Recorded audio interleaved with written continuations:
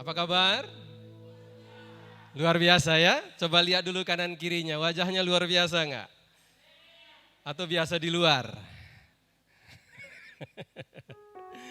Saudara yang dikasih Tuhan, yang pertama saya berterima kasih buat kesempatan yang diberikan kepada saya bisa menyampaikan firman Tuhan di tempat ini.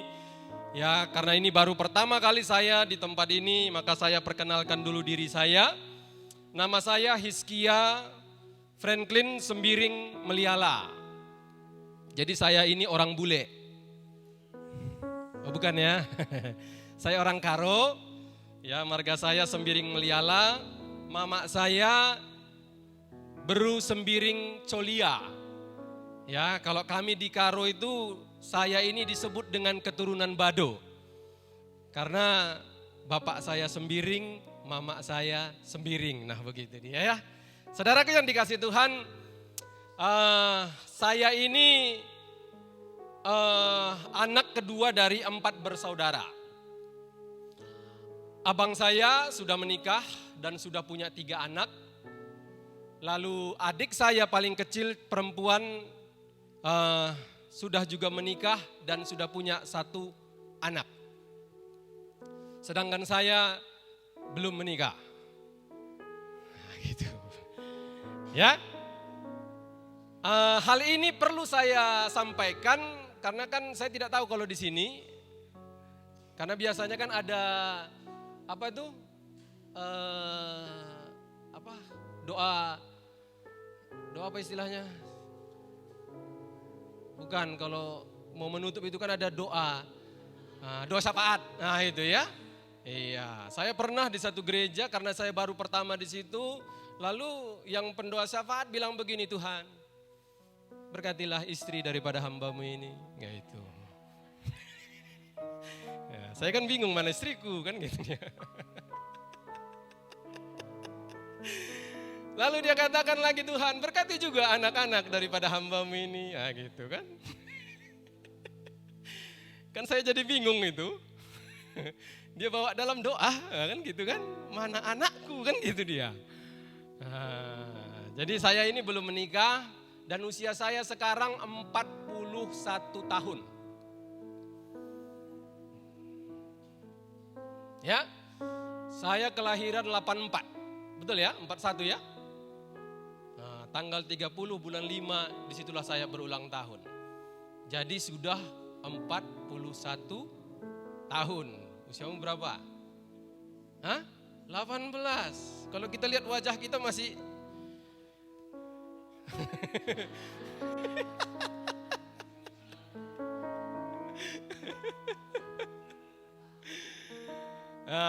hari ini saya mau membagikan, karena saya lihat tadi kan lagu-lagunya tentang, ya bisa saya simpulkan kita semuanya mengharapkan yang namanya mujizat dari Tuhan, betul? Siapa di sini punya masalah? Angkat tangannya. Semua punya masalah? Salam dulu kanan kirinya. Ternyata kita sama-samanya punya masalah. Gitu. Jadi dalam hidup ini gak usah merasa sendirian ya, punya masalah ya. Iya. Selama kita hidup, namanya juga hidup di bumi, pasti ada masalah, betul? Enggak perlu dicari, masalah datang. Makanya gak usah cari masalah. Seringkali saya lihat gini loh, pernah satu kali mama saya, jadi dia tonton ada video lah, ya, ada video lalu di depan saya ini dia bilang begini, aduh, aku begitu kulihat video ini, ku ingat langsung masa laluku. Kalau masa lalunya karena dia lihat video itu masa lalu yang bagus, ya nggak apa-apa. Nah ini justru ketika dia lihat video itu, padahal itu kan orang lainnya di situ. Dia ingat masa lalu dia. Akhirnya membuat dia jadi tidak enak. Saya bilang, Ma, untuk apa kamu tonton itu? Itu yang saya sebut salah satunya cari masalah. Seringkali kita dalam hidup ini udah masalah pun ada. Yang ada aja belum selesai. Kita pula yang nyari-nyari masalah. Ya, ayolah ya. Jangan kita cari masalah. Tapi hari ini saya mau bagikan ada satu kebenaran firman Tuhan yang menurut saya penting sekali dan saya percaya semua firman Tuhan itu penting. Siapa di sini mau menerima ataupun mengalami mujizat Tuhan? Semua? Amin ya. Ya, kita lihat dulu di dalam Lukas 1 ayat yang ke-24 dan 25. Lukas 1 ayat 24 sampai ayat yang ke-25. Ya, kita lihat firman Tuhan. Kita akan belajar dari dua tokoh di dalam Alkitab yang kita bisa lihat di dalam Injil Lukas pasal pertama ayat 24 sampai 25. Oke, sudah dapat semuanya? Amin. Yuk kita baca bersama-sama. 1, 2, 3, ya. Beberapa lama kemudian Elisabet istrinya mengandung dan selama 5 bulan ia tidak menampakkan diri.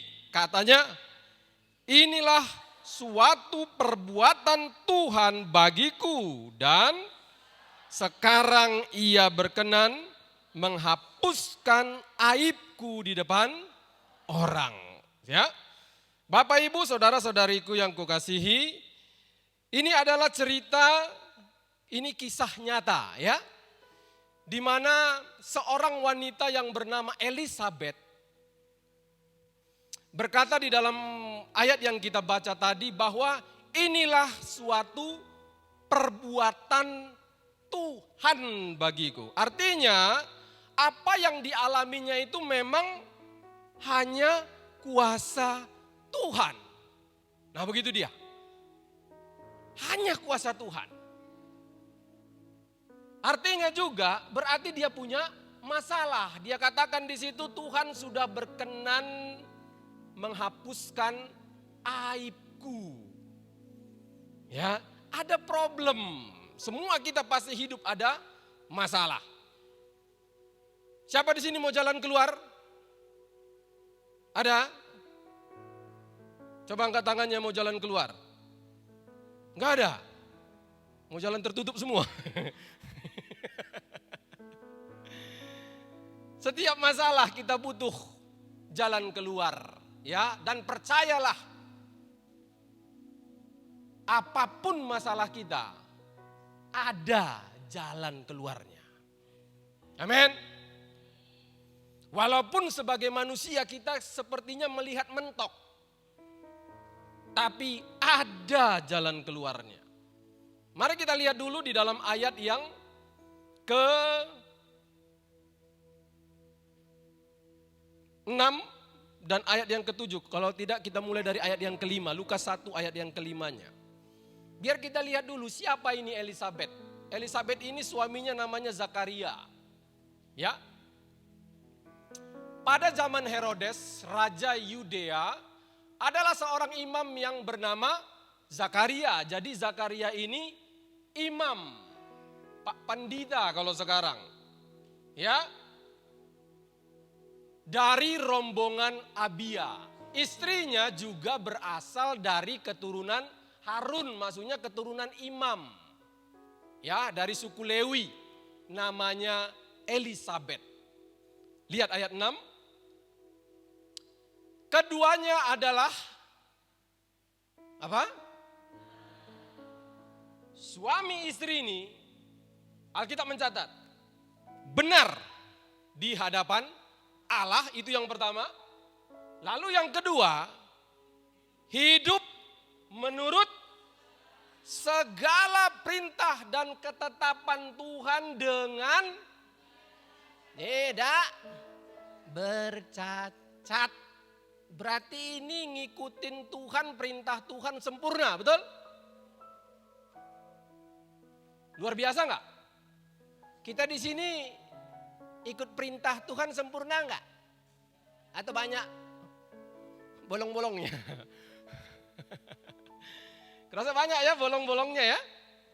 Nah, tapi dicatat di sini bahwa kedua suami istri ini itu hidup benar dan hidup sesuai firman Tuhan, sempurna. tak ada cacatnya mengikuti Taurat. Mari lihat ayat yang ke-7. Makanya tadi Elisabet berkata, inilah suatu perbuatan Tuhan bagiku. Dia berkenan melepaskan aibku. Karena apa yang dialaminya, bayangkan dia istri seorang imam. Apa yang terjadi? Tetapi mereka tidak mempunyai anak. Sebab apa? Dua alasannya di situ. Yang pertama, Elisabet mandul. Secara dunia kesehatan, bisa enggak orang mandul punya keturunan? Enggak bisa ya? Enggak mungkin bisa. Makanya dia katakan, inilah suatu perbuatan Tuhan. Apa yang dialaminya memang itu bagi manusia itu mustahil. Hanya perbuatan Tuhan yang bisa membukakan hal itu. Yang kedua adalah keduanya telah lanjut umurnya, sudah tua. Jadi tak mungkin secara usia juga. Gitu dia. Jadi mereka memang betul-betul diperhadapkan dengan keadaan yang bagi manusia itu mustahil. Kan begitu? Tapi Elisabet berkata, inilah suatu perbuatan Tuhan. Coba kembali ke dalam ayat 24 tadi. Dan kita akan lihat nanti rahasianya. Kenapa Tuhan memberikan kasih karunia kepada mereka. Kita tahu Alkitab kita kan terbagi dua. Ada perjanjian lama, ada perjanjian baru. Berarti ada perjanjian. Betul? Orang yang bikin perjanjian itu biasanya ada dua pihak. Iya kan? Dan nggak bisa hanya satu pihak saja melakukan bagiannya. Nggak bisa. Ataupun satu pihak saja menuntut. Nggak bisa. Seringkali kita ini sebagai Kristen, kita hanya sibuk nuntut ke Tuhan. Betul nggak? Mana Tuhan, mana gitu. Padahal kita dengan Tuhan itu ada perjanjian. Seperti orang yang membuat janji. Ada bagianmu, ada bagian saya. Apakah kita dalam hidup ini kita melakukan bagian kita?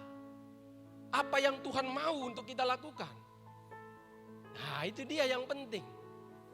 Saudaraku yang dikasihi Tuhan dikatakan, mana ayat 24 tadi?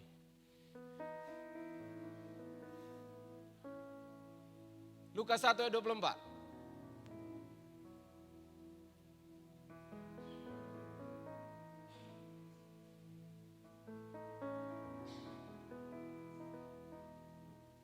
Udah hilang.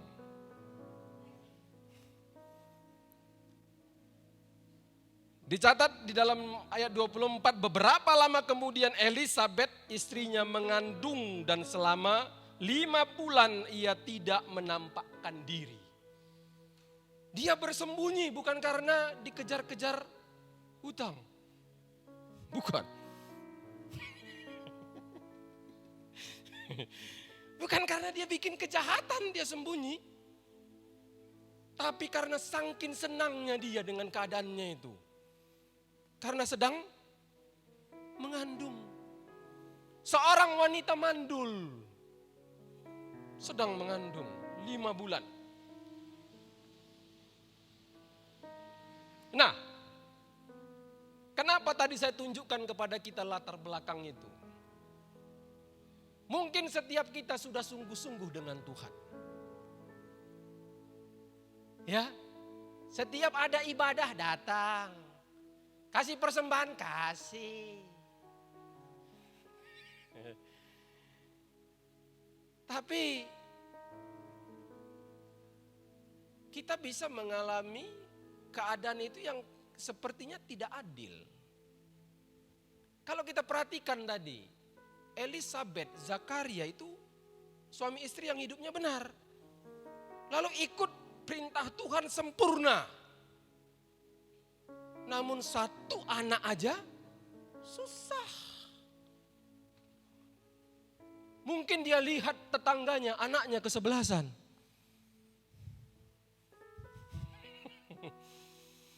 Dia satu aja susah. Hidup sungguh-sungguh loh. Mungkin kita bilang, gimana sih Tuhan?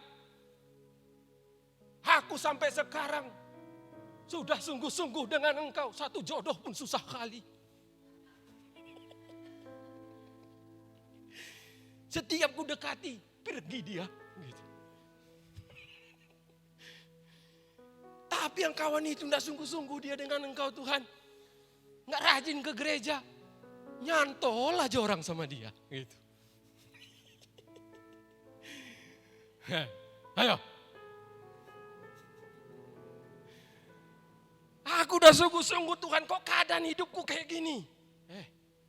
Dia nggak serius loh Tuhan. Ke gereja pun kayak kapal selam. Tahu kapal selam? Sekali-sekali cuma muncul.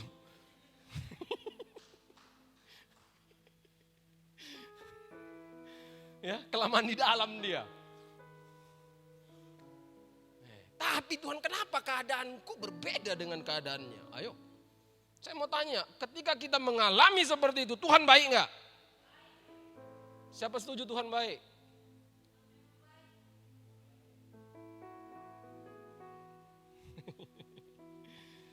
Ya, saudara yang dikasihi Tuhan, mereka sudah sungguh-sungguh.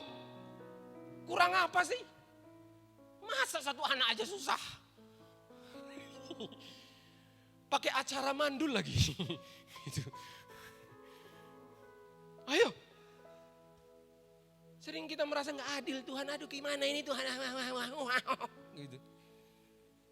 Sehingga malas ke gereja.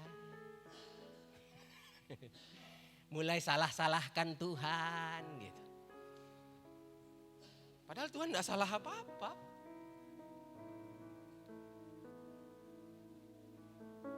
Siapa mau mujizat Tuhan terjadi? Semua? Mau jalan keluar? Amin. Itu pintu. Kalau mau jalan keluar, itu pintu. Ya, kita lihat. Ya. Mari kita perhatikan dulu di dalam ayat yang ke-8 dan 9. Jadi Tuhan itu begini, saya katakan tadi kan kita dengan Tuhan itu ada perjanjian. Nah gitu. Tuhan akan lakukan bagiannya kalau kita kerjakan bagian kita. Simpel aja kok hidup dengan Tuhan itu. Seringkali kita yang memang melawan terus. Tapi nuntutnya banyak gitu. Suruh begini, malas. Tapi kalau nuntut Tuhan, mana, kita bilang terus. Hidup ini hidup perjanjian dengan Tuhan. Kerjakanlah bagian kita, jangan keraskan hati kita. Ya, kita baca ya sama-sama 1, 2, 3 ayat 8 dan 9. Pada suatu kali, waktu tiba giliran rombongannya, Zakaria melakukan tugas keimaman di hadapan Tuhan. 9. Sebab ketika diundi, sebagaimana lazimnya untuk menentukan imam yang bertugas, dialah yang ditunjuk untuk masuk ke dalam bait suci dan membakar ukupan di situ.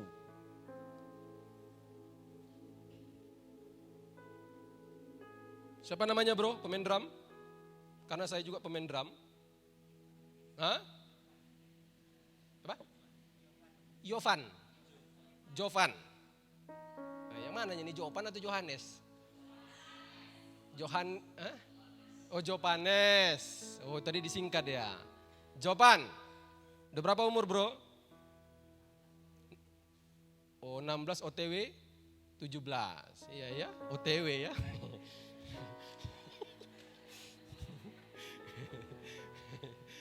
Oke. Jopanes. Ya, Jopanes. Misal ini Jopanes. Jopanes mengalami keadaan yang buruk. Jopanes sudah melayani nih. Kira-kira Jopanes boleh nggak? Ini secara manusia ya. Masih manusia kita semua. Amin. Belum ada roh di sini ya. Iya, puji Tuhan. Ya, Jopanes secara manusia ya. Ketika Jopanes mengalami keadaan yang tidak enak, walaupun Jopanes itu sudah serius dengan Tuhan, sungguh-sungguh, boleh nggak kira-kira Jopanes marah sama Tuhan? Hah? Bisa nggak? Iya, bisa. Secara manusia bisa. Kita marah kan? Tuhan, aku udah sungguh-sungguh ini Tuhan, kok gini? Ah gitu loh. Ya, bisa. Atau bilang sama Pak Gembala, Pak Gembala, aku nanti dulu lah ya pelayanan ya. Nah gitu, karena suntuk kali kurasa ini.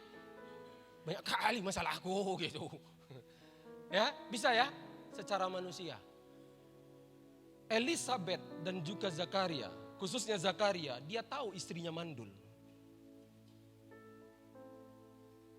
Dan mereka berdua sudah tua.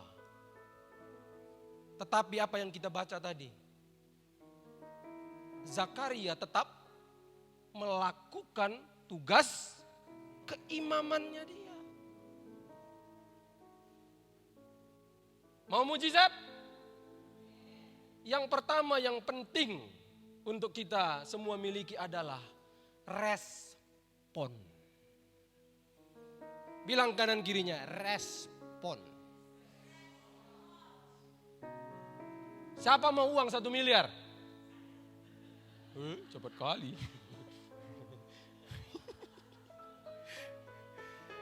Kalau kita dapat uang 1 miliar, sukacita enggak? Hah? Haleluyanya panjang enggak? Bisa panjang ya? Haleluya. Kenapa? 1 miliar. Betul enggak? Tetapi ketika apa yang kita terima itu jauh dari apa yang kita harapkan, bisa nggak kita bersuka cita?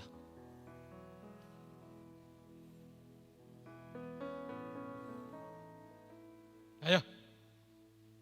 Kalau hanya dapat uang 1 miliar baru bersuka cita, orang nggak perlu ikut Yesus. Karena orang di luar sana yang nggak ikut Yesus 1 miliar sukacitanya dia semua. Tapi perbedaan orang yang ikut Yesus adalah apapun keadaanku, aku harus tetap memberikan respon terbaik. Amin. Siapa di sini napasnya bayar? Ya, angkat sebelahnya. Ada yang napasnya bayar? Semua gratis. Betul? Atau ada yang sudah gitu. Udah capek kali tuh kalau begitu. Masih enak bernapas? Coba kalau begini, Tuhan bilang, kamu ini ya, sungut-sungut aja kerjamu ya. Ayo, mulai hari ini sekali kau bernapas 100 rupiah kau bayar. Siapa sanggup? Ayo, 100 rupiah aja. Atau berapa nilai mata uang kita paling kecil? 50 perak, 25 perak. Iya 25 perak ya dulu ya. Oh, sekarang 100 ya, dulu 25 ya. Bikinlah nilai terendah. Ayo, sekali bernapas. Sebelum kita sungut-sungut, aduh, kita bilang situ. Itu dulu pikirkan.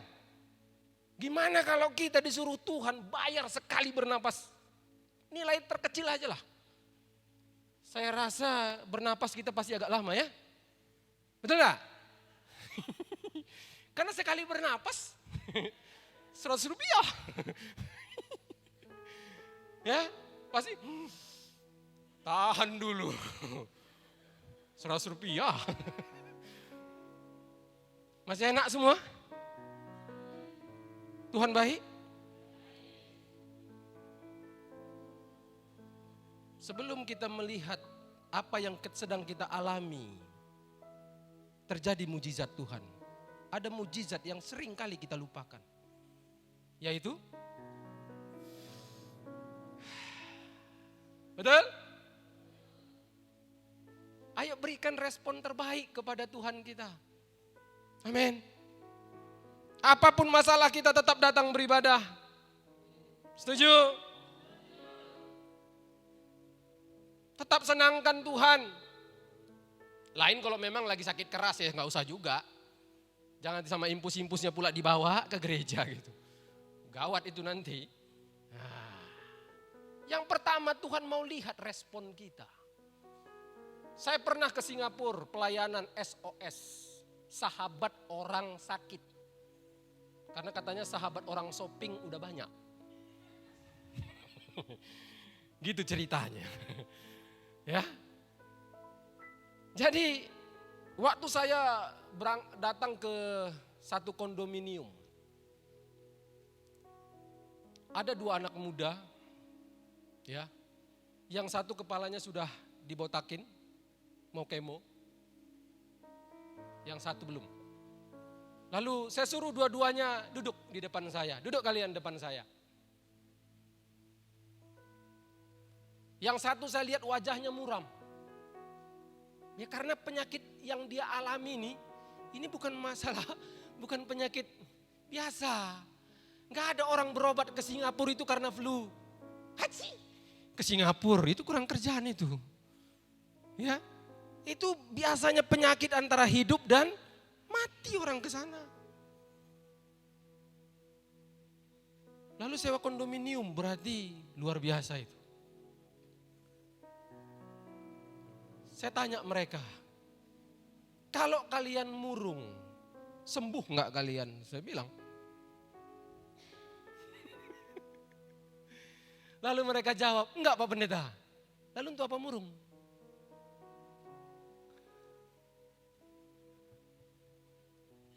Saat kita terkena masalah, kita murung, wajah membeli.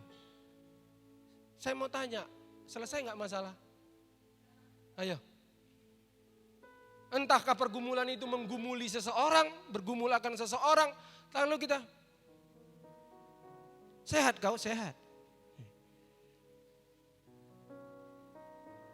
Apakah itu satu tindakan yang benar untuk kita lakukan?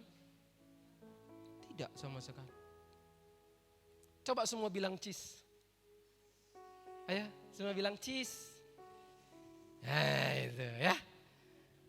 Jadi ada satu pelajaran ketika saya pergi ke Singapura itu. 12 hari di sana melayani orang-orang sakit. Jadi pendeta SOS ini selalu tidak lupa berkata kepada pasien itu. Coba bilang cheese.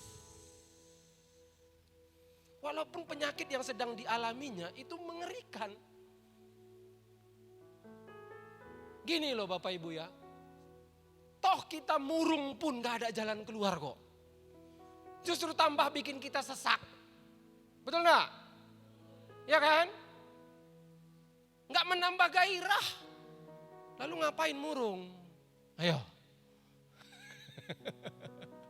Apa untungnya bermurung ria? Ayo bersuka cita. Amin. Ya. Saya pernah naik apa itu? Waktu saya di Singapura itu ya. Di Singapura di Batam. Karena saya pernah jadi full timer di Batam. Jadi saya waktu naik Grab gitu ya, Grab mobil. Supirnya tanya sama saya, "Bapak usia udah berapa Pak?" Saya sebut usia saya. Dia bilang, masa sih Pak? Gak percaya dia, wajah saya kayaknya gak sesuai dengan usia. Gak cocok menurut dia. Kenapa? Saya bukan gak banyak masalah saudara. Banyak beban. Jangan saudara bilang begini pula ya. Iya Bapak kan bisa enak aja Bapak ngomong begitu Pak. Karena Bapak gak mengalami yang kualami Pak. Iya betul. Sekarang mau Bapak Ibu mengalami yang saya alami?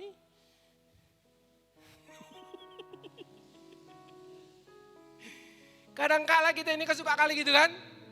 Itu sebenarnya pembelaan dirinya itu. Bapak gak alami yang kualami Pak. Oke. Sekarang mau Bapak Ibu mengalami yang saya alami? Belum tentu sanggup. Setiap kita punya pergumulan masing-masing kok. Jadi mari kita nikmatilah pergumulan kita itu. Amin. Ayo bersuka cita. Ya. Selalu bilang cis. Supaya apa? Jangan lupa bersuka cita. Hati yang gembira adalah yang jangan lupa, jangan hanya obat. Kalau baca Alkitab itu harus lengkap. Obat yang manjur. Bergembiralah senantiasa. Walaupun masalah itu masih ada dia. Gitu loh. Ayo bersuka cita. Supaya apa? Supaya kita jangan bermutu. Sorry nih. Tahu bermutu? Bermuka tua. Kenapa? Karena sukar senyum. Sukacitalah. Kadang-kala ada orang bilang, aduh Pak berat katanya. Tapi sampai sekarang dia masih ada. Bingung saya. Beratnya di mana gitu. Bisanya dilewatinya. Betul nggak? Bapak ada pergumulan? Ada ya, pasti ya. Tapi sampai sekarang kan Bapak masih ada kan? Masih memuji muliakan Tuhan toh Pak? Berarti masalah tadi enggak ada apa-apanya. Gitu loh.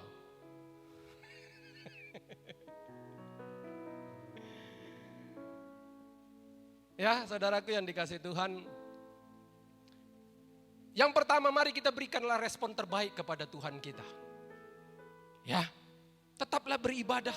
Tetap senangkan dia yang melayani. Ayo tetap melayani. Senangkan Tuhan itu. Jangan hanya karena keadaan baik baru bilang Tuhan baik. Tapi justru ketika keadaan terburuk Tuhan izinkan terjadi dalam hidup kita. Disitulah sebenarnya terbukti kita berkata dia baik. Disitulah sebenarnya kita bisa membuktikan bahwa kita beriman kepada dia. Amin. Ayo sukacita. Ya. Apalagi kalau mau cari jodoh. Kalau gini terus.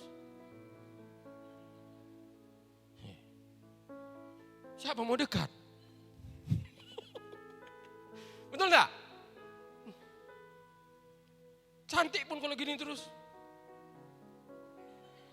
Kan ngeri itu. Iya kan? Tuhan dekatkanlah jodohku. Jauhlah dia semua. Ya, ayo sukacita, amin.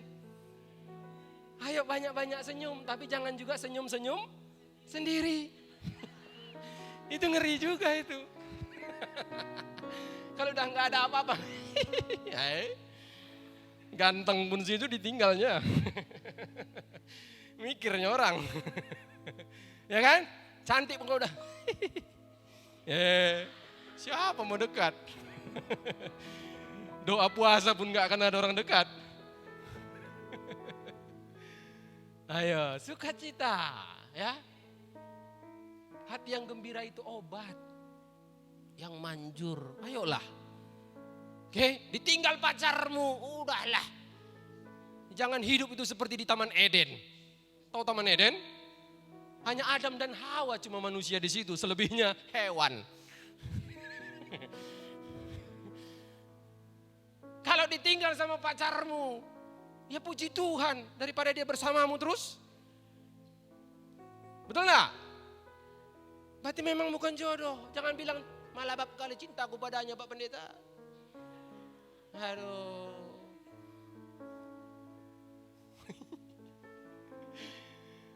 Pepatah mengatakan, Mati satu, tumbuh satu.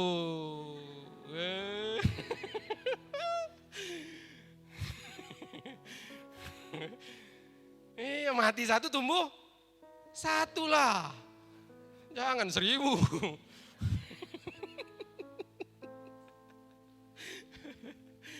Nah, ya, saya mengingatkan juga ini ya, pemusik-pemusik. Biasanya kan ini suka cewek-cewek ya. Ayo jadi pemusik yang bisa dipercaya.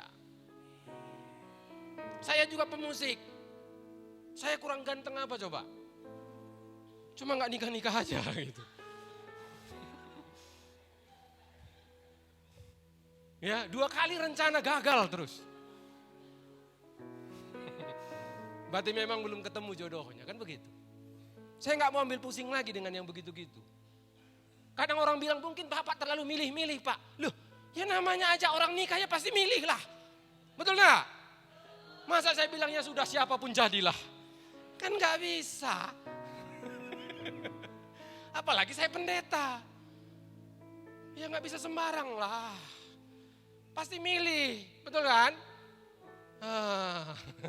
Bapak juga kan waktu dulu sama ibu kan pasti milih itu kan Pak. Bukan terlalu milih, tapi memang harus milih. Ya nggak bisa enggak lah.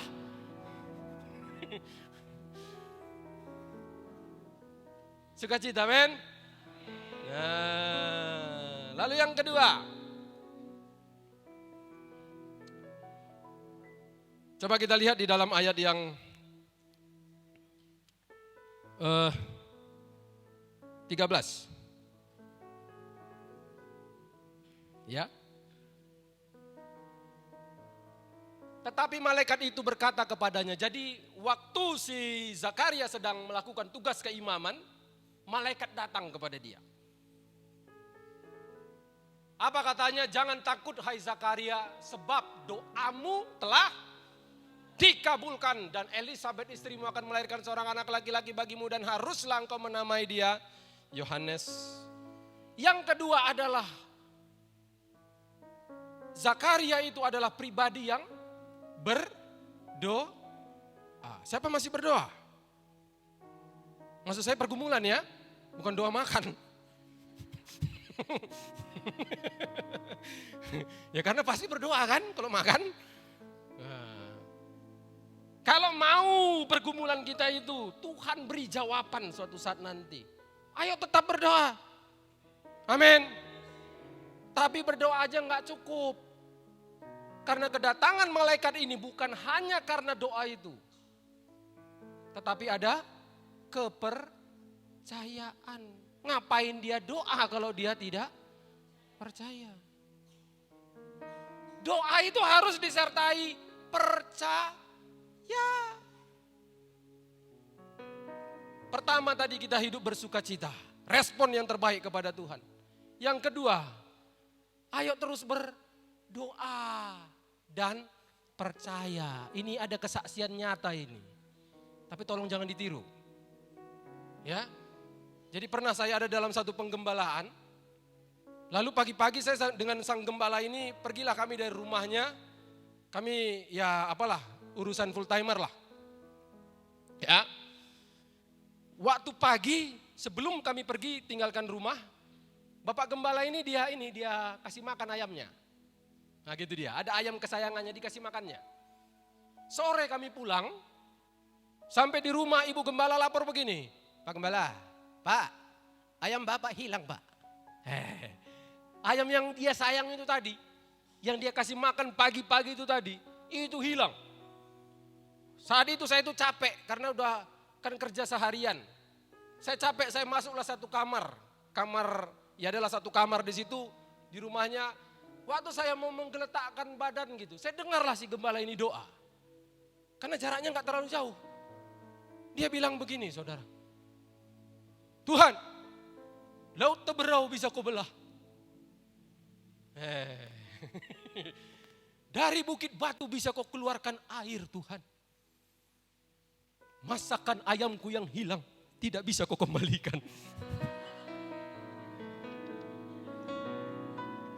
Saya yang tadinya ngantuk. Ayam hilang. Dia samakan dengan peristiwa Laut Teberau. Ngeri kali itu. Ya, dari bukit batu keluar air. Disamakannya ayamnya hilang.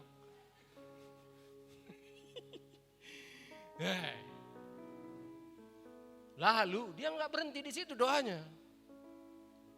Dia bilang gini, Tuhan, kalaupun ayam itu sudah dalam perut orang itu Tuhan. Ini ngeri ini. Aku terlalu percaya Engkau sanggup memulangkan ayamku itu kepada aku. Aduh.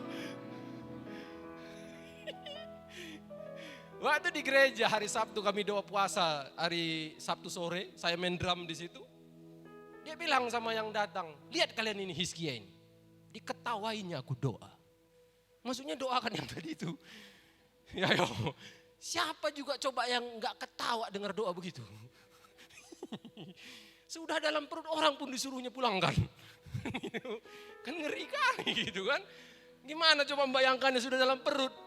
Pulangkan ke dia dalam kondisi utuh-utuh. Ini doa tuh ngerjain Tuhan saya pikir. Saudara, 2-3 hari setelah dia doa, seorang ibu datang. Pak Pendeta, ini ayam Bapak yang hilang itu Pak. Tuh, konyol doanya. Tapi waktu dia berdoa, dia percaya. Nah itu dia. Tapi saya bilang tadi ya, jangan dicoba-coba. Jangan nanti anjing kita di rumah hilang Tuhan. Laut Teberau bisa kau belah. Jangan pula begitu-gitu ya. Nah, tapi itu Tuhan jawab. Datang, dipulangkan ayamnya tadi. Makanya dia bilang diketawain Hizkia ini aku doa katanya. Karena pulang ayamnya tadi. Doa dan percaya. Amin. Lalu yang terakhir, kalau kita melihat malaikat itu datang, saudara, itu bukan setelah setahun pernikahan daripada Elisabeth Zakaria, tetapi sudah bertahun-tahun dicatat di situ sudah mati pucuk mereka, sudah tua, di situ baru datang.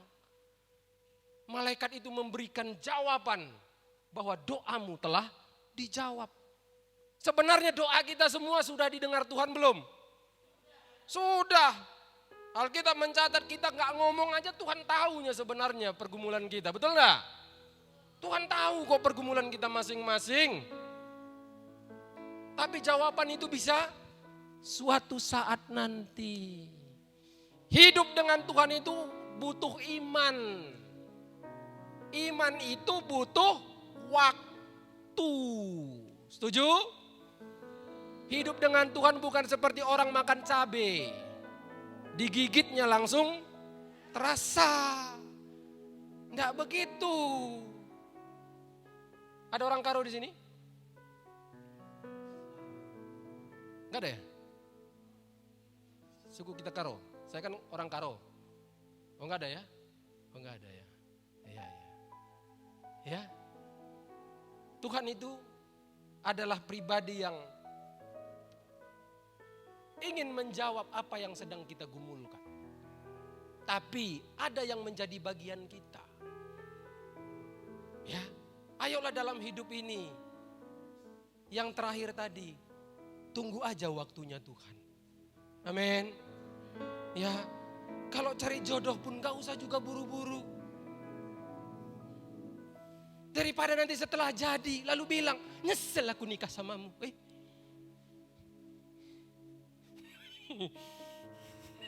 Kalau tahu aku begini,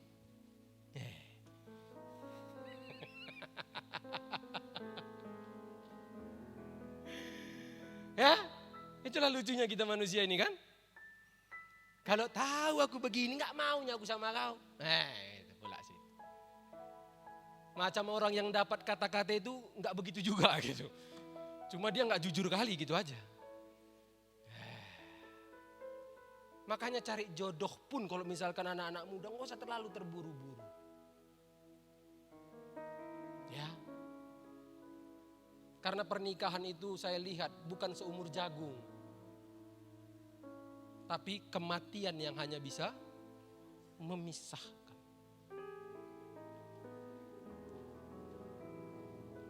Saudara yang dikasih Tuhan, Tuhan akan menjawab setiap pergumulan kita. Tapi kita perlu menunggu waktunya Tuhan. Karena waktu Tuhan yang terbaik. Amin. Ya. Jangan kalau mau cari jodoh lalu naik lift. Tak masuk ke dalam. Lalu di dalam lift bilang begini. Tuhan, waktu nanti pintu lift ini terbuka, pria pertama yang kulihat, itulah jodohku. Walah. Lalu waktu terbuka, opung-opung.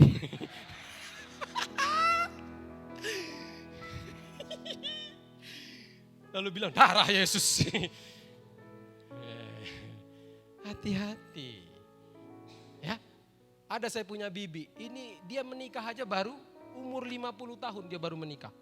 Ya memang di situ ketemu jodohnya. Jadi nggak usah buru-buru kali lah. Santai saja. Amin. Yang penting dewasakan dulu diri. Ya, karena pernikahan setahu saya berkata begini, aku si Anu menerima kamu.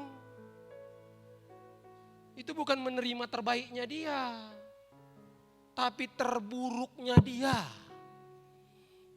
Itu loh.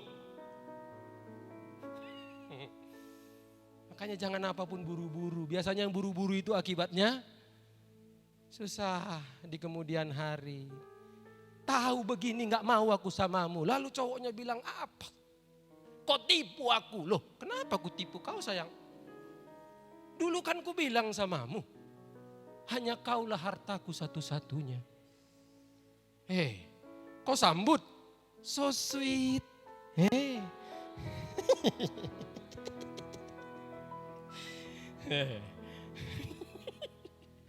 Ya kan, kalau perempuan kan karena terlalu kuat perasaan, dipikir apapun perkataan itu sebuah gombal.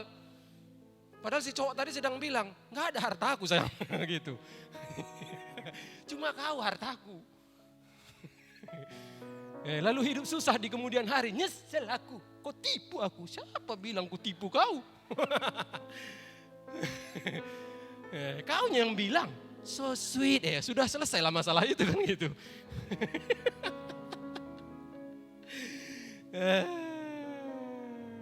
Ya, nggak usah buru-buru. Percayalah, jawaban Tuhan itu selalu yang terbaik. Amin. Tuhan berikan seorang anak yang bernama Yohanes. Kita tahu Yohanes itu adalah pembuka jalan bagi Kristus itu hadir di muka bumi. Anak yang luar biasa. Tuhan tidak memberikan jawaban yang biasa-biasa saja, tapi yang luar biasa. Tapi mulai hari ini ayo kita, pertama apa tadi? Sukacita ya? Ayo banyak-banyak cheese ya? Iya, respon yang baik. Yang kedua, berdoa dan percaya. Tapi jangan juga dalam nama Yesus. Si Anu itu Tuhan. Jadi jodohku, gitu. Jangan ya, jangan. Ya, karena jodoh itu urusan kehendak bebas. Ya, kalau orang nggak ada rasa sama kita, ya sudah, nggak usah didoa-doakan. Nah, kan gini dia, jodoh kan dibilang nggak ke mana kan, makanya cari yang nggak kemana-mana. Karena jodoh enggak kemana gitu. Ya, jangan sampai salah. Karena salah memahami firman Tuhan. Oke, saudara yang dikasih Tuhan. Lalu yang terakhir, marilah setiap kita tunggu saja waktunya Tuhan. Tetap berdoa. Hari ini berdoa, itu masalah tadi. Kita itu di sini masih jauh. Besok berdoa, sebenarnya satu langkah kita sedang mendekati masalah itu. Terus berdoa. Seringkali kita sebagai manusia sebenarnya tinggal satu langkah lagi. Lalu kita bilang, nggak adanya jawaban Tuhan itu. Akhirnya kita mundur. Sehingga mujizat tadi pun tidak terjadi. Jadi sebenarnya yang membuat mujizat tidak terjadi bukan Tuhan, tetapi diri kita. Kita kurang sabar. Ayo semakin kita sabar. Amin. Demikianlah firman Tuhan pada hari ini. Ya, mujizat Tuhan pasti terjadi dalam hidup ini. Pasti terjadi. Tetapi kita harus lakukan ketiga hal tersebut. Sebab Elisabet Zakaria juga melakukan hal itu. Mereka melakukan bagian mereka dan Tuhan pun melakukan bagiannya. Amin. Mari kita berdoa. Terima kasih Tuhan, terima kasih ya Allah kami buat kebenaran firman-Mu pada hari ini. Kami bersyukur Tuhan, bagi-Mu tidak ada yang mustahil. Dan kami tetap percaya Tuhan, kasih karunia-Mu tetap melimpah atas setiap kami sampai sekarang. Kami tahu Tuhan bahwa apapun pergumulan yang sedang kami alami, tetap ada mujizat-Mu, tetap ada jalan keluar. Tuhan tolong setiap kami mulai hari ini, untuk kami menjadi pribadi yang memberikan respon terbaik. Meskipun keadaan kami belum sama sekali menunjukkan titik terang ya Tuhan. Tolong kami Tuhan, mampukan kami Roh Kudus untuk memiliki sukacita gairah di dalam hidup ini. Tolong juga kami Bapa untuk menjadi pribadi yang kembali berdoa dan juga percaya kepadamu. Dan tolong kami Tuhan untuk sabar dengan waktu-Mu. Terima kasih Bapa, meteraikan ini Tuhan, firman pada hari ini dalam diri kami masing-masing. Dan mampukan kami untuk menjadi pelaku-pelakunya. Tuhan, hamba-Mu berdoa untuk setiap Bapak Ibu Saudara-saudariku yang hadir dalam ibadah hari ini. Tuhan berkati seluruh hidup mereka. Tuhan, jadikan mereka pemenang-pemenang di dalam setiap pergumulan mereka. Amin. Sehingga melalui mereka juga Tuhan, mereka menjadi berkat buat pergumulan banyak orang. Terima kasih Bapak, terima kasih ya Tuhan. Dalam nama Yesus kami berdoa dan mengucap syukur. Amin.